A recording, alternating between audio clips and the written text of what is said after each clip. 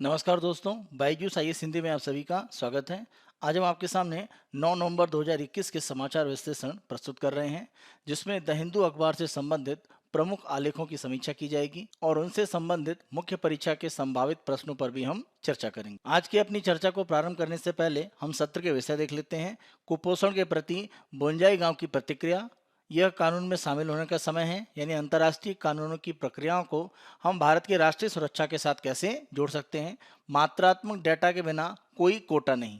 आरक्षण की प्रक्रियाओं के लिए जो भी डाटा है उसको एक प्रमुख आधार माना गया है। सरकारी अधिकारियों को दिव्यांगता के मुद्दों से निपटने के लिए प्रशिक्षित किया जाएगा। पांचवा, प्रधानमंत्री ने पंढरपुर के विकास का आह्वान किया है। यहाँ पर हमारा अंतिम विषय होगा बोंडा जनजाति के संबंध में, और ऊपर की चर्चा के आधार पर हमारे मुख्य परीक्षा के जो प्रश्न हैं उन पर हम चर्चा करेंगे और साथ साथ उनसे संबंधित जो प्रश्नों की उत्तर संरचना है उस पर भी हम चर्चा करेंगे। आज की अपनी चर्चा को हम प्रारंभ करते हैं और आज की चर्चा में हमारा जो पहला विषय है वो प्रमुख रूप से अगर हम देखें तो असम में बोंजाई गांव की district collector doctor MS Lakshmi Priya, उनके प्रयासों के माध्यम से जिस तरह से इस जिले में कुपोषण की स्थिति पर नियंत्रण पाया गया है, उस कार्यक्रम से संबंधित महत्वपूर्ण तथ्य इस आलेख में दिए गए हैं। इस आलेख को भी डॉक्टर MS लक्ष्मी प्रिया के द्वारा ही लिखा गया है। इस आलेख के माध्यम से हम देखेंगे कि कुपोषण की प्रक्रियाओं को कैसे नियंत्रित किया जा सकता है और इसको एक आधार के रूप में, एक मॉडल के रूप में भारत के अन्य राज्यों में भी उपयोग किया जा सकता है। असम के बोंजाई गांव जिले में कुपोषण को समाप्त करने के लिए प्रोजेक्ट संपूर्ण के माध्यम से जो प्रयास किया गया है उसकी सफलता अन्य जगह पर भी दोहराई जा सकती है। आप ध्यान रखें कि इस तरह की जो परियोजना शुरू की गई है उसमें अतिरिक्त रूप में कोई भी अन्य आर्थिक निवेश नहीं किया गया है, यानी वर्तमान में जो भी सुविधाएं और जो भी आर्थिक संसाधन उपलब्ध थे उन्हीं का उपयोग करके कुपोषण की स्थिति में कमी लाई गई है। जब हम कुपोषण में कमी की बात करते हैं तो वैश्विक स्तर पर जो हमारे सतत विकास लक्ष्य हैं, जो 17 हैं जिनको 2030 तक प्राप्त करना है, उनमें भी कुपोषण को दूर करना एक प्रमुख लक्ष्य है। इसी के साथ साथ संयुक्त राष्ट्र संघ के महासचिव एंटोनियो गुटेरेस, उन्होंने खाद्य प्रणाली पर जो शिखर सम्मेलन सितंबर 2021 में हुआ था वहां पर भी ये कहा था हमें इस प्रकार की खाद्य प्रणालियां अपनानी होंगी जो सामाजिक सुरक्षा की आवश्यकता को पूरा करें और लचीलेपन के साथ में, यानी अगर आवश्यकता हो तो उनमें एक तरह से परिवर्तन किया जा सके, इस रूप में अगर वो काम करेंगी तो ये खाद्य सुरक्षा की स्थिति को मजबूत करेंगी।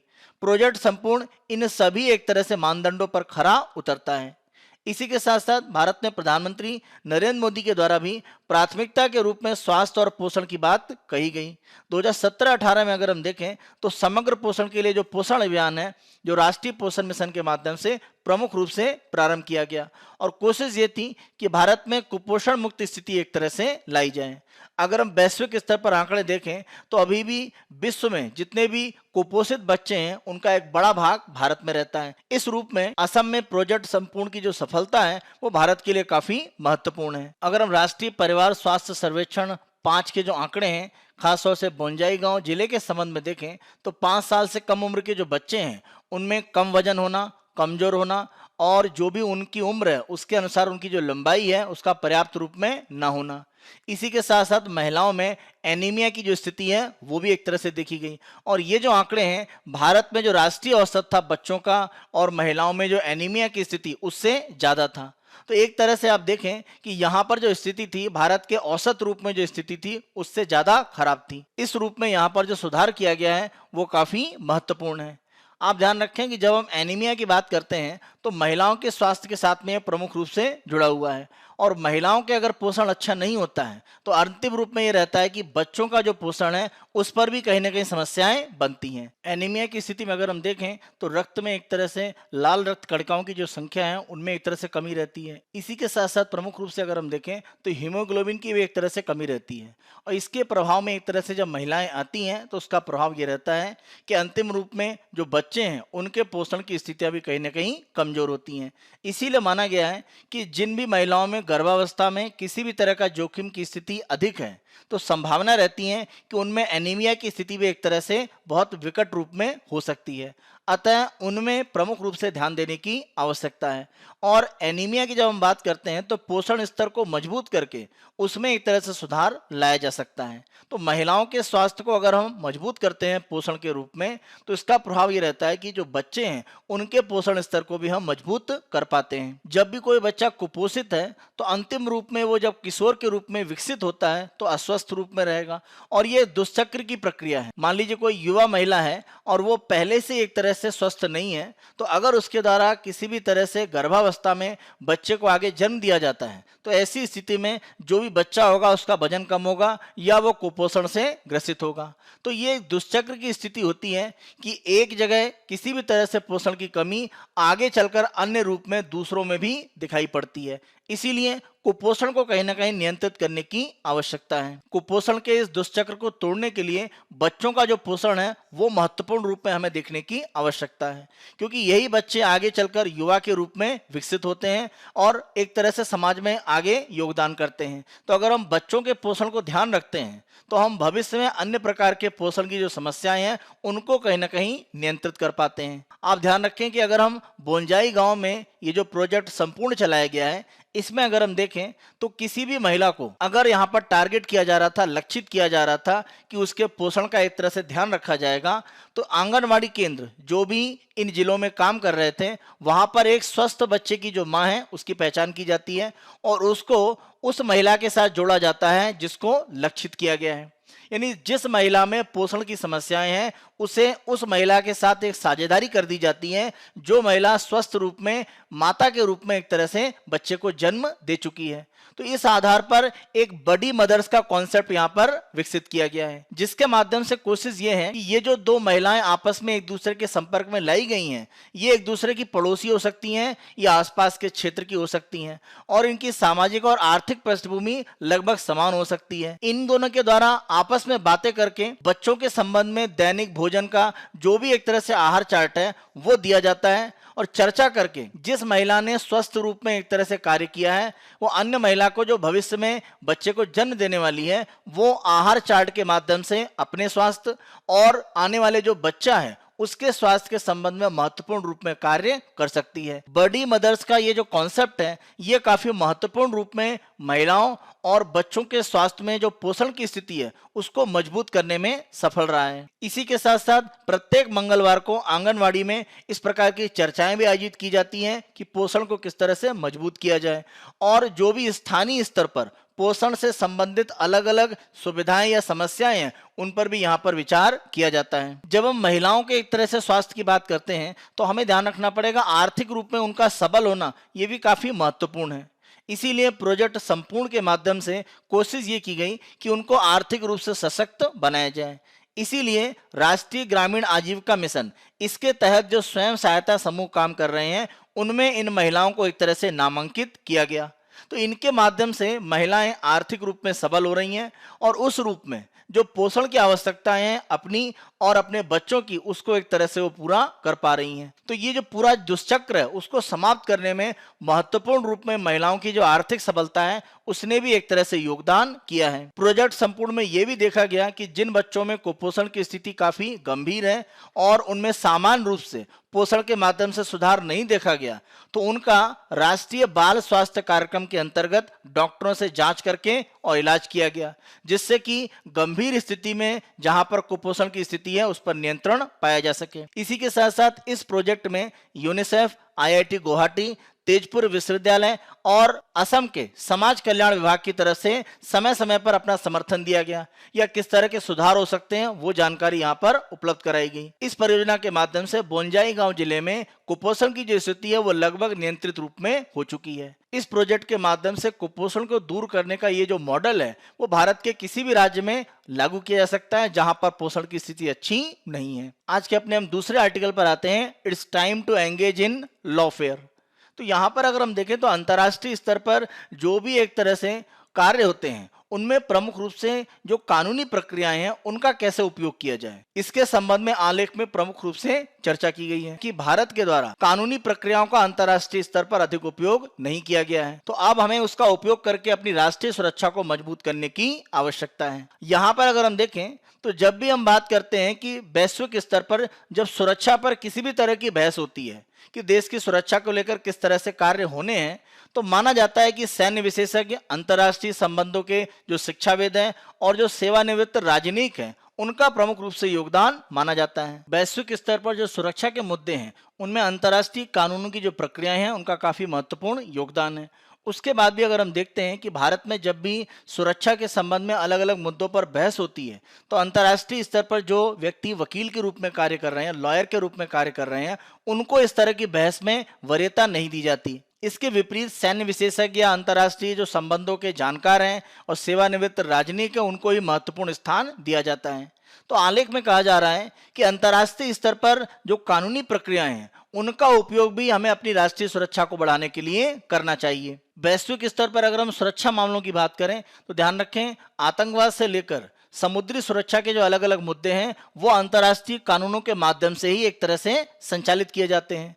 तो इन प्रक्रियाओं में अगर अंतर्राष्ट्रीय स्तर पर हम कानूनी प्रक्रियाओं के जो जानकार हैं उनको उपयोग नहीं करेंगे तो ये भारत के लिए भविष्य में राष्ट्रीय सुरक्षा के संबंध में एक सकारात्मक परिणाम प्राप्त करने में बाधा के रूप में माना जा रहा है। भारत में अगर हम देखें तो ऐसे बहुत से उदाहरण हैं जहां पर हमने अंतर्राष्ट्रीय स्तर पर कानूनों का उतना उपयोग नहीं किया जहां पर हम कर सकते थे। जैसे अगर हम पहला ही उदाहरण देखें, जब भारत में फरवरी 2019 में पुलवामा में एक आतंकवादी हमला हुआ था, उसकी जवाबी कार्रवाई में अगर हम देखें तो हमने पाकिस्तान स्थित जो आतंकवादी संगठन है उनके ऊपर कार्रवाई की थी और उनके आतंकी शिविरों पर हमले करके उनको नष्ट किया था। तो भारत के द्वारा यह कहा गया था कि हमने ये जो हमला किया है वो हमारी तरफ से एक गैर सैन्य यानी बिना सैन्य रूप में कार्रवाई है और पूर्व अनुमान के आधार पर यानी प्रीएम्प्टिव स्ट्राइक है, यानी भारत पर जो आतंकवादी हमला कर सकते थे उनको निष्क्रिय करने के लिए हमने एक तरह से यह हमला किया।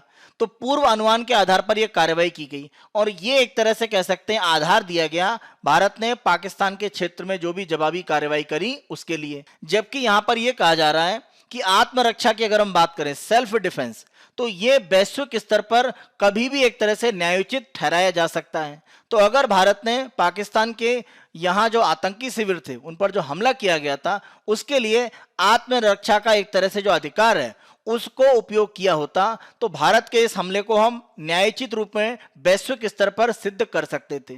तो यहाँ पर हमने आत्मरक्षा के अधिकार का जो एक कह सकते हैं कानूनी भाग है उसका उपयोग पाकिस्तान के खिलाफ नहीं किया। दूसरा उदाहरण अगर हम देखें तो पुलवामा हमले के बाद ही हमने पाकिस्तान को मोस्ट फेवर्ड नेशन का जो दर्जा दे रखा था व्यापार में, उससे हमने एक तरह से पाकिस्तान को निलंबित कर दिया। भारत के द्वारा पाकिस्तान को मोस्ट फेवर्ड नेशन का जो दर्जा हटाया गया था उसके लिए सीमा शुल्क टैरिफ अधिनियम 1975 की धारा 8A(1) का उपयोग किया गया और पाकिस्तानी जो उत्पाद है उन पर सीमा शुल्क को लगभग 200% तक बढ़ा दिया गया। तो इस रूप में हमने जो कार्य किया उसमें कहीं पर भी राष्ट्रीय सुरक्षा की बात नहीं थी कि राष्ट्रीय सुरक्षा के कारण हम इस तरह की कार्रवाई कर रहे हैं। जबकि अगर हम देखें तो टैरिफ और व्यापार के संबंध में जो सामान्य समझौता है जिसको हम गेट भी कहते हैं उसके अंतर्गत अंतर्राष्ट्रीय कानून के रूप में यह कहा गया है कोई भी देश राष्ट्रीय सुरक्षा के आधार पर जो मोस्ट फेवर्ड नेशन का दायित्व है उससे वो विचलित हो सकता है, यानी उसमें वो परिवर्तन कर सकता है। तो हमने इस कानून का एक तरह से उपयोग नहीं करा जो अंतर्राष्ट्रीय स्तर पर ज्यादा मान्य है। तो ये दिखाता है कि कानूनों की जो प्रक्रियाएं हैं उनका अंतर्राष्ट्रीय स्तर पर हमारा जो उपयोग करने का एक प्रयास है वो लगातार बड़े रूप में नहीं हुआ है। तीसरा उदाहरण अगर हम देखें तो हम रोहिंग्या शरणार्थियों के संबंध में देख सकते हैं। तो उनको भारत से जब निर्वासित किया जा रहा था तो प्रमुख रूप से भारत का यह कहना है कि भारत शरणार्थियों के संबंध में जो कन्वेंशन है यानी रेफ्यूजी कन्वेंशन उसमें भारत ने हस्ताक्षर नहीं किया है, इसीलिए वह रोहिंग्या शरणार्थियों को अपने देश से निर्वासित कर सकता है। ये जो तर्क दिया गया है कि हम शरणार्थी सम्मेलन या रेफ्यूजी कन्वेंशन में नहीं शामिल हैं ये कमजोर है, क्योंकि आप ध्यान रखें कि जो भारत है वो गैर प्रतिशोध के सिद्धांत से बंधा हुआ है। जब हम गैर प्रतिशोध के सिद्धांत की बात करते हैं तो यह अंतर्राष्ट्रीय कानून का एक सिद्धांत है। यह सिद्धांत यह कहता है कि किसी भी देश को उन देशों में शरणार्थियों को वापस करने से रोका जाता है जहां उन्हें जाति, धर्म, राष्ट्रीयता, राजनीतिक राय के कारण उत्पीड़न का स्पष्ट खतरा हो। यानी अगर मान लीजिए भारत से किसी ए शरणार्थी को मान लीजिए देश बी में भेजा जा रहा है, लेकिन संभावना यह है कि इस बी देश में इन ए व्यक्तियों को प्रताड़ित किया जा सकता है, तो हम इन शरणार्थियों को निर्वासित नहीं कर सकते हैं। और ये गैर प्रतिशोध के सिद्धांत के अनुसार भारत इससे बंधा हुआ है। तो हमने जो तर्क दिया है वो एक तरह से गलत है, क्योंकि आप ध्यान रखें कि म्यांमार में रोहिंग्या शरणार्थियों पर सरकार की तरफ से काफी उत्पीड़न किया गया है, इसके प्रमाण हैं। तो वहां पर वो उत्पीड़न के शिकार हो सकते हैं। तो हम इस तरह के विवाद में नहीं फंसते अगर हमने राष्ट्रीय सुरक्षा को प्रमुख रूप से आधार बनाया था। क्योंकि जब भी हम अंतर्राष्ट्रीय शरणार्थियों के संबंध में कानून की बात करते हैं, तो अगर हमने राष्ट्रीय सुरक्षा को एक तरह से आधार बना दिया कि ये शरणार्थी देश की राष्ट्रीय सुरक्षा के लिए खतरा है, तब हमें इनको निर्वासित करने की जो प्रक्रिया है उससे रोका नहीं जाएगा। तो हम ध्यान रखें कि रोहिंग्या शरणार्थियों को निर्वासित करने के लिए हमने राष्ट्रीय सुरक्षा का जो आधार है उसका उपयोग नहीं किया। इसीलिए इन शरणार्थियों को निर्वासित करने की हमारी जो प्रक्रिया है वो अंतर्राष्ट्रीय स्तर पर कमजोर मानी गई। एक और उदाहरण अगर हम देखें तो हम तालिबान के संबंध में देख सकते हैं। तालिबान के संबंध में भी हमने दबाव बनाने के लिए अंतर्राष्ट्रीय कानून का उपयोग नहीं किया। हम अपनी शक्तियों का उपयोग करते हुए सार्क के संगठन से अफगानिस्तान को एक तरह से निलंबित अस्थायी रूप में कर सकते थे। अगर ऐसा हम करते तो अंतर्राष्ट्रीय रूप में एक कानूनी प्रक्रिया का पालन करके हम तालिबान की जो सत्ता है उसको कहीं ना कहीं नकारते, लेकिन ये प्रक्रिया हमारे द्वारा अपनाई नहीं गई। ये कुछ ऐसे उदाहरण है जहां पर अंतर्राष्ट्रीय स्तर पर कानूनी प्रक्रियाओं का उपयोग करके हम ज्यादा सुरक्षित रूप में अपने राष्ट्रीय हितों का संरक्षण कर सकते थे, लेकिन हमने ऐसा नहीं किया। कुछ ऐसे उदाहरण भी हैं जहां पर हमने अंतर्राष्ट्रीय स्तर पर कानूनी प्रक्रियाओं का उपयोग किया है। जैसे अगर हम कुलभूषण जाधव का मामला देखें, जहां पर हमने पाकिस्तान को अंतर्राष्ट्रीय न्यायालय में घसीटा। और आतंकवाद के मुकाबले की अगर हम बात करें तो अंतर्राष्ट्रीय स्तर पर आतंकवाद को रोकने के लिए जो कानूनी प्रक्रियाएं धीरे धीरे मजबूत हो रही हैं, उसमें हमने अंतर्राष्ट्रीय स्तर पर कानूनी प्रक्रियाओं का ही एक तरह से सहारा लिया है। तो इसको और ज्यादा भविष्य में मजबूत करने की आवश्यकता है। अगर भारत में अंतर्राष्ट्रीय कानून विदेश नीति निर्माण में उपयोग नहीं किए जा रहे हैं तो उसका कारण क्या है? तो इन कारणों पर हमें प्रमुख रूप से विचार करने की आवश्यकता है, जिससे हम अपनी विदेश नीति में अंतर्राष्ट्रीय कानूनों का ज्यादा उपयोग नहीं कर पा रहे हैं। सबसे पहला कारण यह माना जाता है कि हमारी जो विदेश नीति निर्माण है उसमें अंतर्राष्ट्रीय स्तर के जो वकील हैं उनकी एक तरह से भागीदारी बहुत न्यूनतम स्तर पर है। अगर हम भारत सरकार के विदेश मंत्रालय में कानूनी और संधि प्रभाग की बात करें, जो अंतर्राष्ट्रीय कानूनों के मामलों पर सरकार को सलाह देता है, वहां पर नीतिगत मामलों की अनदेखी की जाती है और माना यह जाता है कि जितने कार्यबल की आवश्यकता इस प्रभाग में है उतना कार्यबल यहां पर नहीं है। इसी कारण से कार्य करने की स्थितियां थोड़ी कमजोर होती हैं। इसी के साथ साथ देखा यह जाता है कि अंतर्राष्ट्रीय कानून के जो विशेषज्ञ हैं उनको सरकार में सामान्य राजनीति के रूप में योगदान करने के लिए ज्यादा प्रोत्साहित किया जाता है, बजाय इसके कि अंतर्राष्ट्रीय वकील के रूप में, अंतर्राष्ट्रीय कानून विशेषज्ञ के रूप में वो सरकार को एक तरह से अपनी सुविधाएं दे पाएं। तो ये भी एक बड़ा कारण है कि हम अंतर्राष्ट्रीय कानूनों का अपनी विदेश नीति में बड़े पैमाने पर उपयोग नहीं कर पाते हैं। एक दूसरा पक्ष ये है कि विदेश मंत्रालय के अलावा अगर हम देखें तो वाणिज्य और जो वित्त मंत्रालय हैं वहां पर भी अंतर्राष्ट्रीय कानूनों का एक तरह से उपयोग किया जा सकता है, लेकिन हम ध्यान रखें कि इन अलग अलग मंत्रालयों के पास अंतर्राष्ट्रीय कानून से संबंधित जो विशेषज्ञता है वो बहुत ज्यादा नहीं है। विदेश मंत्रालय के अलावा जो अन्य मंत्रालय हैं वो एक तरह से अंतर्राष्ट्रीय कानूनों का उतना उपयोग नहीं कर पाते हैं। तीसरा जो सबसे महत्वपूर्ण भाग है कि जब हम अंतर्राष्ट्रीय कानूनों का विदेश नीति निर्माण में महत्व बढ़ाना चाहते हैं तो हमें कहीं ना कहीं इसके अध्ययन को मजबूत करना पड़ेगा, लेकिन इसके अध्ययन के संबंध में जो भी एक तरह से प्रक्रियाएं हैं उनकी काफी उपेक्षा की गई है। अंतर्राष्ट्रीय कानून के क्षेत्र में अत्याधुनिक अनुसंधान करने के लिए जो भी संस्थान है भारत में, वहां पर एक तरह से जो औसत प्रक्रियाएं हैं वो बहुत ज्यादा निम्न स्तर पर हैं, वहां पर बहुत अधिक सुधार नहीं किया गया है। इस कारण से नए रूप में जो कानूनी प्रक्रियाएं हैं उनका उतना अनुसंधान वहां पर नहीं हो पाता है। इसी के साथ साथ अगर हम विश्वविद्यालय स्तर पर देखें तो अंतर्राष्ट्रीय कानूनों को सही रूप में अध्ययन के लिए विकसित करने की प्रक्रियाएं नहीं हो पाई हैं।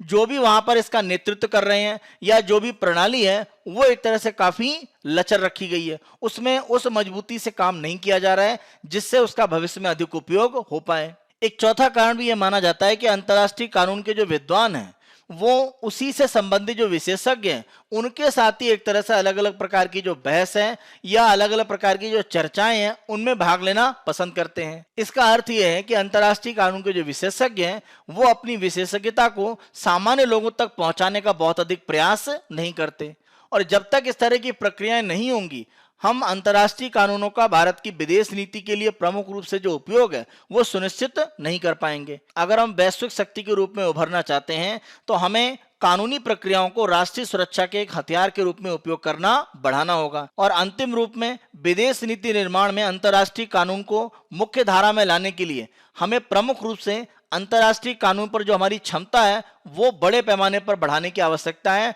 और इसके लिए हमें निवेश करने की आवश्यकता है। यानी इस क्षेत्र में विशेषज्ञता पर ज्यादा निवेश किया जाए और उसको भारत की विदेश नीति के एक प्रमुख आधार के रूप में अगर आगे बढ़ाया जाएगा तभी अंतर्राष्ट्रीय कानूनी प्रक्रियाओं का हम अपनी विदेश नीति के लिए और देश के राष्ट्रीय हितों की रक्षा के लिए उपयोग कर पाएंगे। आज के अपने अगले आलेख को हम देखते हैं, no quota without quantifiable data. यहाँ पर एक तरह से मद्रास हाईकोर्ट का एक निर्णय आया है, इसके संबंध में हम पूर्व में भी चर्चा कर चुके हैं। प्रमुख रूप से हम जो निष्कर्ष हैं उन पर यहाँ पर विचार करेंगे। तो यहाँ पर मद्रास हाईकोर्ट का जो निर्णय आया है उसमें यह कहा गया है कि जब भी हम आरक्षण की बात करते हैं तो उन प्रक्रियाओं के लिए हमारे पास एक स्पष्ट रूप में आंकड़े होने चाहिए।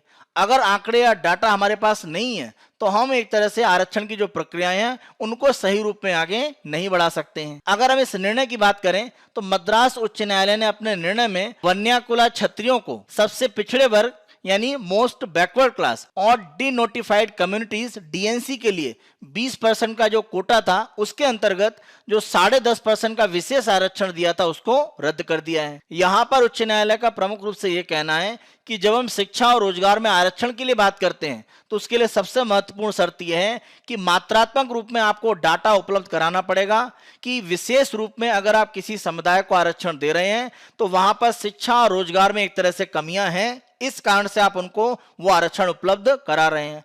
अगर ऐसा डाटा आपके पास नहीं है तो यह आरक्षण की प्रक्रियाएं सही नहीं है। उच्च न्यायालय का मानना है कि ये जो आरक्षण दिया गया है अलग से, इसके लिए कोई निश्चित डाटा नहीं है या डाटा बहुत कम मात्रा में है, और कानून जो सरकार एक तरह से लाई है नए आरक्षण के लिए वो पहले से ही जो डाटा है उसी का उपयोग किया जा रहा है, यानी नवीन डाटा के आधार पर इस तरह के आरक्षण की प्रक्रिया नहीं की गई है। अगर हम तमिलनाडु में प्रमुख रूप से देखें तो तमिलनाडु में जो दूसरा पिछड़ा वर्ग आयोग है जिसके अध्यक्ष जे अंबा शंकर थे और 1982-85 के समय में इस आयोग के द्वारा काम करके जो डाटा इकट्ठा किया गया था उसी का अभी भी उपयोग किया जा रहा है, यानी कोई नए प्रकार का डाटा एक तरह से नहीं आया है। इसी आधार पर प्रमुख रूप से मद्रास उच्च न्यायालय ने इस निर्णय में जो आरक्षण की प्रक्रिया उसको एक तरह से रद्द कर दिया है। 2006 में सर्वोच्च न्यायालय के द्वारा एम नागराज और अन्य बनाम भारत संघ के मामले में एक फैसला दिया गया था और इसको काफी महत्वपूर्ण निर्णय एक तरह से माना जाता है। इस निर्णय में यह कहा गया कि राज्य अनुसूचित जाति और अनुसूचित जनजाति को पदोन्नति में आरक्षण प्रदान करने के लिए बाध्य नहीं है, लेकिन यह भी कहा गया कि अगर कोई राज्य इस तरह का प्रावधान करना चाहता है तो उसे उस विशेष वर्ग के पिछड़ेपन के साथ साथ सार्वजनिक रोजगार में उसके अपर्याप्त प्रतिनिधित्व को दर्शाने वाले मात्रात्मक डाटा को एकत्र करना आवश्यक है। तो यहां पर यह कहा गया कि पदोन्नति में जो आरक्षण है वो राज्य उसके लिए बाध्य नहीं है, लेकिन अगर राज्य करना चाहता है तो उसके लिए उसे आंकड़ा देना पड़ेगा कि चाहे हम रोजगार की बात करें या हम बात करें एक तरह से पिछड़ेपन की, उन दोनों स्थितियों के आंकड़ों के आधार पर हमें पदोन्नति में आरक्षण देने की आवश्यकता है। यहाँ पर एम नागराज के निर्णय में सर्वोच्च न्यायालय ने यह भी एक तरह से कहा था कि आरक्षण में जो 50% की सीमा है उसका उल्लंघन न किया जाए। तो आप ध्यान रखें कि जब भी आरक्षण की प्रक्रियाओं को किसी भी तरह से एक कोटे के अंदर कोटे के रूप में बनाया जाता है तो माना यह गया है, जो मद्रास हाईकोर्ट का निर्णय भी बता रहा है, कि आप अलग से एक आंकड़े के माध्यम से यह सिद्ध करें कि इस तरह के आरक्षण की आवश्यकता अनुभव की गई है। या एम नागराज के केस में पहले भी सुप्रीम कोर्ट इसे काफी स्पष्ट कर चुका है कि जब भी आप इस तरह का कोई आरक्षण देने की बात कर रहे हैं, जहां पर जैसे हमने पदोन्नति की बात करी, तो वहां पर आपको उस तरह के आंकड़े देने पड़ेंगे, उसके आधार पर आप आरक्षण की प्रक्रियाओं को आगे ले जा सकते हैं। हम अपने अगले आलेख को देखते हैं, government officials to be trained in handling disability issues, यानी दिव्यांगता से संबंधित जो भी समस्याएं हैं उनको किस तरह से उनका समाधान किया जाए, या उनके संबंध में जो भी सरकारी अधिकारी हैं वो किस तरह से प्रक्रियाओं को करेंगे, इसके लिए सरकार की तरफ से एक प्रशिक्षण का जो कार्यक्रम है वो शुरू किया जा रहा है। और ये प्रमुख रूप से अगर हम देखें तो सामाजिक न्याय और जो अधिकारिता मंत्रालय है उसके द्वारा प्रमुख रूप से इसको आगे बढ़ाया जा रहा है। भारत सरकार के द्वारा यह कहा गया है कि सबसे निचले स्तर पर आशा कर्मियों और आंगनवाड़ी कार्यकर्ताओं को, और अगर राष्ट्रीय स्तर पर हम देखें तो वरिष्ठ हमारे जो अधिकारी हैं, या अगर हम सांसदों तक की बात करें तो उनको सरकार की जो केंद्रीय क्षेत्र की योजनाएं हैं और दिव्यांग व्यक्तियों के लिए जो भी सुविधाएं दी जा रही हैं उसके संबंध में प्रमुख रूप से प्रशिक्षण दिया जाएगा और संवेदनशील बनाया जाएगा। वो किस तरह दिव्यांगों से संबंधित जो योजनाएं हैं उनका सही रूप में एक तरह से अनुपालन सुनिश्चित करें। यहाँ पर अधिकारिता विभाग के द्वारा यह कहा गया है कि दिव्यांग व्यक्तियों के लिए सरकारी अधिकारियों को जो ये प्रशिक्षण की बात की जा रही है इसके लिए 5 अलग अलग प्रशिक्षण के मॉड्यूल बनाए जाएंगे। आप ध्यान रखें, भारतीय पुनर्वास परिषद इसको एक तरह से नोडल एजेंसी के रूप में इस योजना के लिए बनाया गया है, और ये 700 प्रशिक्षण कॉलेज का जो नेटवर्क है उसके माध्यम से सरकारी विभागों, स्कूलों, कॉलेजों, स्वास्थ्य और संबद्ध पेशेवरों, आशा कार्यकर्ताओं, आंगनवाड़ी कार्यकर्ताओं, उन सभी को प्रशिक्षण देने के जो सत्र हैं उनका समन्वय करेगा। तो भारतीय पुनर्वास परिषद इस प्रशिक्षण कार्यक्रम के लिए प्रमुख रूप से नोडल एजेंसी के रूप में नामित किया गया है। प्रशिक्षण का जो भी मॉड्यूल है वो हितधारकों को एक तरह से साझा किया जाएगा, यानी जिनको एक तरह से इनमें ट्रेनिंग दी जा रही है ये मॉड्यूल उनको दिए जाएंगे, जिससे कि अगर इनमें किसी भी तरह का परिवर्तन वो चाहते हैं जो ज्यादा एक तरह से लाभकारी हो सकता है तो वो उसके सुझाव दे सकते हैं। इसी के साथ साथ वित्तीय सहायता और संसाधन के रूप में व्यक्तियों की जो सेवाएं हैं, जितनी आवश्यकता होगी वो भी इस कार्यक्रम में एक तरह से उपलब्ध कराई जाएगी, जिससे कि दिव्यांग जनों से संबंधित जो भी योजनाएं हैं उनके बारे में संवेदनशीलता और लोगों की जो जानकारी है वो सरकारी अधिकारियों के स्तर पर मजबूत की जाए। वो चाहे सर्वोच्च स्तर पर अधिकारी हों या सबसे निचले स्तर पर आशा वर्कर या आंगनवाड़ी में कार्य करने वाले कर्मचारी हैं। यहाँ पर प्रशिक्षण का जो मॉड्यूल है वो सरल भाषा में तैयार किया गया है, प्रारंभ में अंग्रेजी और हिंदी में, और बाद में 7 जो क्षेत्रीय भाषाएं हैं उनमें भी अनुवाद करके यह प्रशिक्षण एक तरह से आगे बढ़ाया जाएगा। वरिष्ठ सरकारी अधिकारियों के लिए आधे दिन का सत्र, स्कूल और कॉलेज के प्राचार्य और स्वास्थ्य कर्मियों के लिए दिन भर का सत्र, और आंगनबाड़ी और आशा जो कार्यकर्ता हैं उनके लिए 2 दिन के प्रशिक्षण का कार्यक्रम यहाँ पर रखा गया है। अपने 2 अगले आलेखों को अगर हम देखें तो ध्यान रखें ये दोनों प्रमुख रूप से प्रारंभिक परीक्षा से अधिक संबंधित हैं। यहाँ पर अगर हम पहला आलेख देखें, Modi calls for development of Pandharpur, तो यहाँ पर प्रधानमंत्री नरेंद्र मोदी के द्वारा मंदिरों का शहर कहे जाने वाले पंढरपुर जो महाराष्ट्र के सोलापुर में स्थित है उसको विकसित करने के लिए एक तरह से आह्वान किया गया है। उन्होंने कहा है कि पंढरपुर को सबसे स्वच्छ एक धार्मिक केंद्र के रूप में विकसित किया जाए। जब हम पंढरपुर की बात करते हैं तो प्रमुख रूप से आप ध्यान रखें ये वरकारी संप्रदाय के साथ में प्रमुख रूप से जुड़ा हुआ है। जो विठोबा जो कृष्ण के एक रूप माने जाते हैं उनकी भक्ति में प्रमुख रूप से संलग्न माने जाते हैं। जब भी हम वरकारी संप्रदाय की बात करते हैं तो 2 प्रमुख संतों का नाम आता है, संत ज्ञानेश्वर और संत तुकाराम। संत ज्ञानेश्वर 13वीं सदी के मराठी संत, कवि, दार्शनिक और नाथ वैष्णव परंपरा के प्रमुख योगी थे। संत ज्ञानेश्वर की अगर हम 2 रचनाएं देखें तो ज्ञानेश्वरी जो भगवत गीता पर एक तरह की टिप्पणी है और दूसरी है अमृतानुभव। संत ज्ञानेश्वर के जो विचार हैं वो एक तरह से अद्वैत वेदांग को प्रमुख रूप से मानते हैं और साथ साथ योग पर भी उनके द्वारा काफी जोर दिया गया। संत ज्ञानेश्वर की विरासत अगर हम देखें तो आगे प्रमुख रूप से संत एकनाथ और संत तुकाराम के द्वारा प्रमुख रूप से संत कवियों के रूप में आगे बढ़ाई गई। संत ज्ञानेश्वर को महाराष्ट्र में वरकारी भक्ति आंदोलन परंपरा के प्रमुख संस्थापकों में से एक माना जाता है। इसी कड़ी में अगर हम दूसरे यहाँ पर संत देखें तो संत तुकाराम महाराज जो 17वीं सदी के मराठी कवि और संत थे। तुकाराम महाराज को उनकी भक्ति कविता, अभंग और कीर्तन के रूप में गाए जाने वाले आध्यात्मिक गीतों के साथ समुदाय उन्मुख पूजा के लिए जाना जाता है। यानी समुदाय के रूप में एकत्रित होकर पूजा और भक्ति की जो प्रक्रिया है उसको संत तुकाराम ने काफी आगे बढ़ाया। उनकी कविताएं प्रमुख रूप से भगवान विठोबा को समर्पित थी।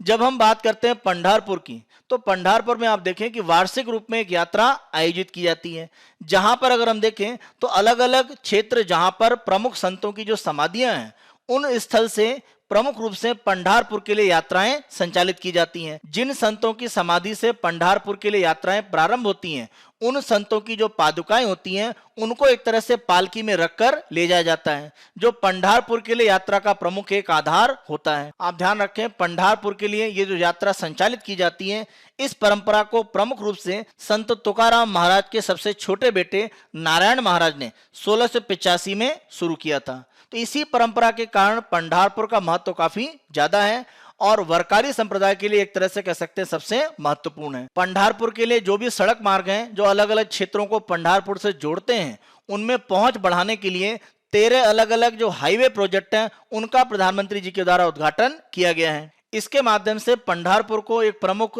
धार्मिक स्थल के रूप में विकसित करने और लोगों की पहुंच वहां तक बढ़ाने की जो प्रक्रिया है उसको एक तरह से आगे बढ़ाने का प्रयास किया गया है। आज के अपने अंतिम आलेख को हम देखते हैं और यह प्रमुख रूप से बोंडा जनजाति के संबंध में है। बोंडा जनजाति की अगर हम बात करें तो ओडिशा में पाई जाने वाली 13 विशेष रूप से कमजोर जनजातीय समूह यानी पर्टिकुलरली वल्नरेबल ट्राइबल ग्रुप्स। तो पीवीटीजी की जो कैटेगरी है विशेष रूप से कमजोर जनजाति समूह कितने हैं ओडिशा में? 13। उनमें से एक बोंडा भी है जो ओडिशा में प्रमुख रूप से पाई जाती है।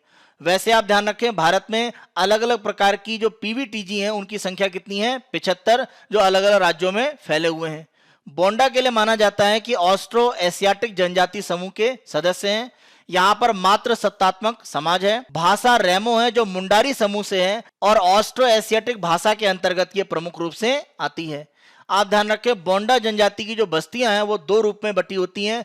दुर्गम जंगलों में रहने वाले ऊपरी बोंडा और मैदानी इलाकों में रहने वाले निचले बोंडा। बोंडा जनजाति प्रमुख रूप से ओडिशा के दक्षिणी पश्चिमी भाग में मलकानगिरी जिले के जो पहाड़ी क्षेत्र हैं उनमें प्रमुख रूप से निवास करते हैं। बोंडा जनजाति को माना जाता है कि अफ्रीका से प्रवास करके भारत पहुंचने वाली पहली जनजातियों में एक हैं, जो आज से लगभग 60,000 वर्ष उन्होंने अपना प्रवास यहाँ पर किया था।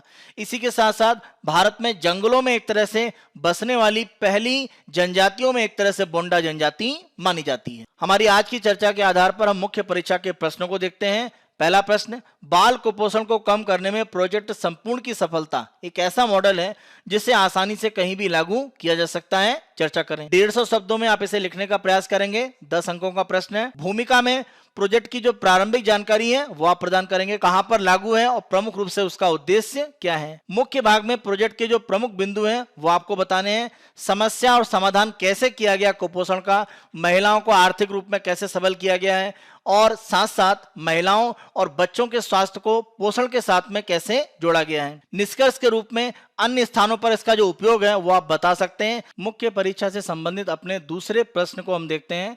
भारत अपने राष्ट्रीय सुरक्षा हितों को आगे बढ़ाने के साधन के रूप में अंतर्राष्ट्रीय कानून का पूरी तरह से उपयोग करने में विफल रहा है। क्या आप सहमत हैं?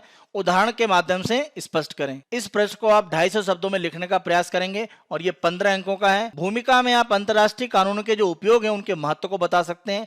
मुख्य भाग में भारत प्रयोग में कैसे असफल रहा है, अलग अलग जो उदाहरण है, चाहे पुलवामा की बात करें या हम तालिबान की बात करें या रोहिंग्या शरणार्थियों की बात करें, तो अलग अलग उदाहरण के माध्यम से आपको बताना है कि हम कैसे असफल रहे हैं। अंतर्राष्ट्रीय कानूनों के कम उपयोग के कारण क्या रहे हैं वो आपको एक तरह से बताना है। निष्कर्ष के रूप में आप ये लिख सकते हैं कि अंतर्राष्ट्रीय कानूनों का उपयोग राष्ट्रीय सुरक्षा से जुड़ने पर अंतर्राष्ट्रीय स्तर पर अधिक स्थायी हल प्राप्त होंगे। इससे भारत के पक्ष को भी अंतर्राष्ट्रीय स्तर पर मजबूती से स्वीकार किया जाएगा। ये हमारा 9 नवंबर 2021 का समाचार विश्लेषण था। आने वाले दिनों में अन्य दिनों के समाचार विश्लेषण हम आपको इसी तरह से उपलब्ध कराते रहेंगे। बायजूस आईएएस हिंदी को आप बहुत अधिक पसंद कर रहे हैं। अधिक से अधिक संख्या में लाइक, शेयर और सब्सक्राइब करना ना भूलें। धन्यवाद।